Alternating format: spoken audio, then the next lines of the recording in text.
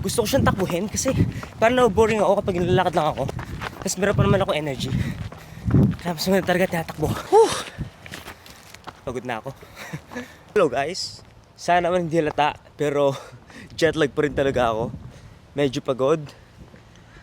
Mga 10 o'clock pa ng gabi gising na ako pero mag-hike pa rin ako kasi gusto ko talagang pugurin sarili ko para makatulog na ako ng ayos mamayang gabi. Kaya tara, sama kayo sa akin. So ito ang tinatawag na Chief. Yan ang akitin natin yon na bundok. Ano siya, 3.9 kilometers, 534 meter elevation gain. 3 peaks siya, pero ang gawin lang natin ngayon 1 peak kasi gusto ko lang na exercise. Ito lang yung first peak. Guys, ngayon ko lang nahalata na wala pala akong oras para gawin yung Chief. Pero okay lang yon. Hindi naman ako naghahanap ng kung ano yung pinakamahirap na hike.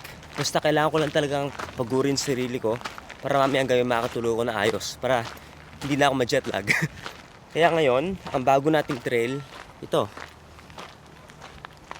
Tawag sa kanya ay Smoke Bluffs. 3.1 kilometers lang.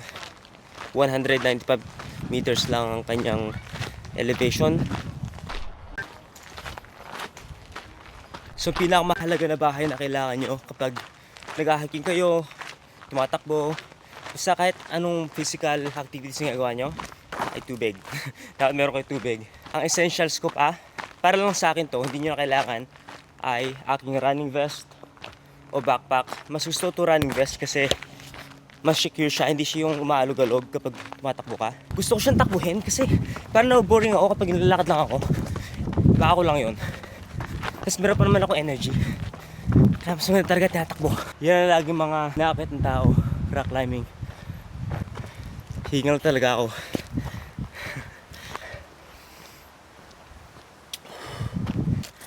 Good rule of thumb.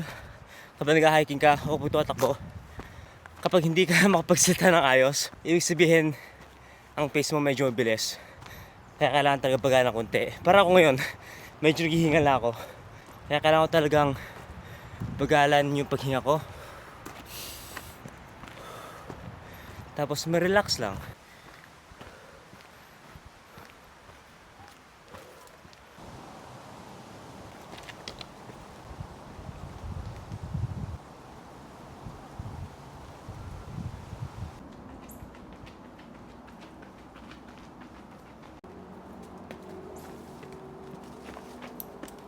So medyo tahimik ngayon. Kasi itong trail na to, popular siya sa mga rock climbers. Kasi marami itong mga bato na pwede ng akitin.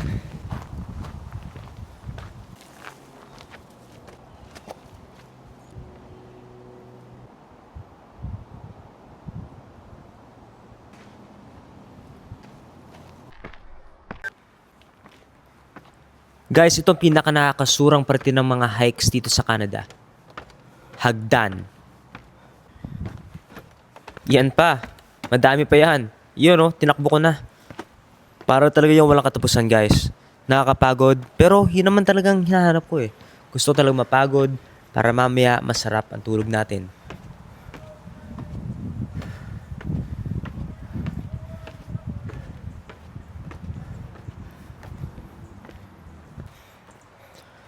Ngayon natapos natin ang mga hagdan, kailangan na nating hanapin yung main lookout.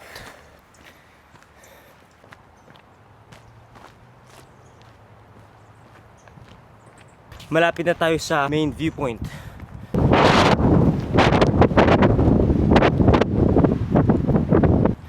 Ito na siya.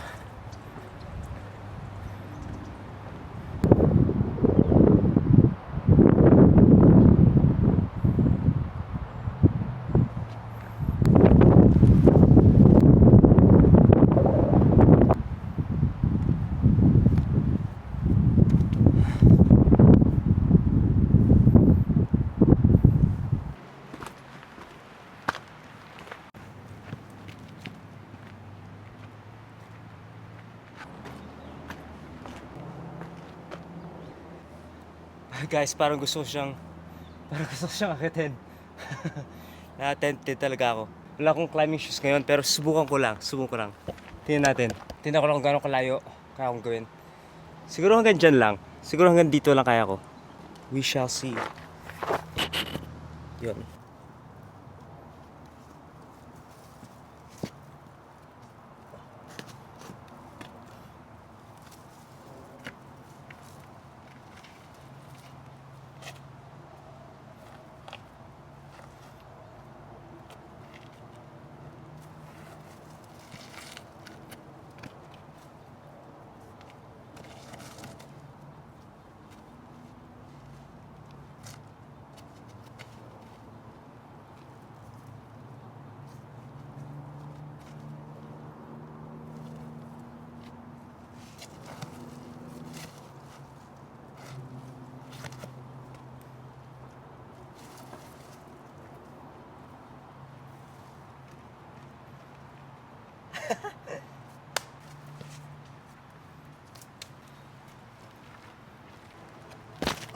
Oh!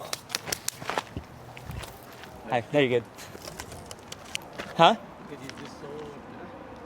Yeah. Tinanong niya kung sinuroclimb ko lang yung bato. Sabi ko, yeah, I did. Hindi naman.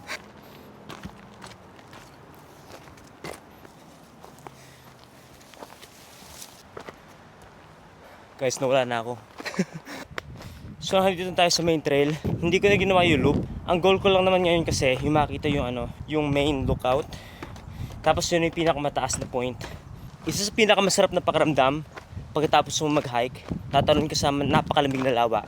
Kasi dito sa Canada, mga tubig dito talaga napakalamig lahat.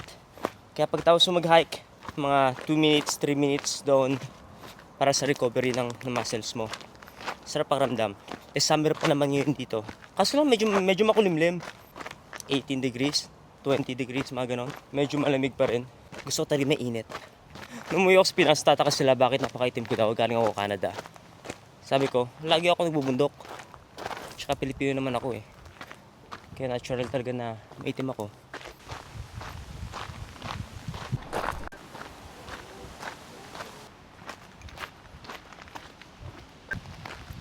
Guys, nakabalik na rin tayo sa parking lot. Salamat sa pagsama. Susunod uli, hahike natin yung chief na sinabi ko kanina. Mas mataas yun, mas adventurous, tsaka mas mahirap talaga. Pero yun ang gusto ko talaga ihirap. Hinahirap ng katawan ko.